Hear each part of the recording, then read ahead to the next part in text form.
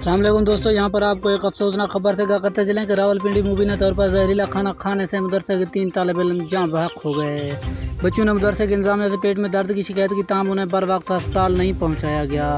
تفصیلات کے مطابق راولپنڈی میں چکری چوترا کے علاقے دربار سروبا کے ایک مدرسے میں مبینہ طور پر زہریلا کھانا کھانے سے 3 طالب علم جاں بحق ہو گئے۔ رپورٹ کے مطابق 6 سالہ جنید، 13 سالہ عباس اور 12 سالہ اسلام نے رات کو مدرسے کی انتظامیہ سے پیٹ میں درد کی شکایت کی تھی، تاہم انہیں بروقت ہسپتال نہیں پہنچایا گیا۔ 2 بچے مدرسے میں مردہ پائے گئے جبکہ تیسرا بچہ ہسپتال میں دم توڑ گیا۔ پولیس کا کہنا ہے کہ واقعے کی تحقیقات شروع کر دی ہے، پوسٹ مارٹم کے بعد حقائق واضح ہوں گے۔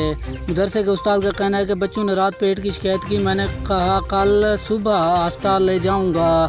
واضح ہے کہ اس قابل 10 اگست 2021 کو بھی تھانہ سہالہ کے حدود کھوٹا روڈ، حمق، اسلام آباد میں واقع مدرسے کے باتھ روم سے 13 سالہ طالب علم کی لاش برآمد ہوئی تھی۔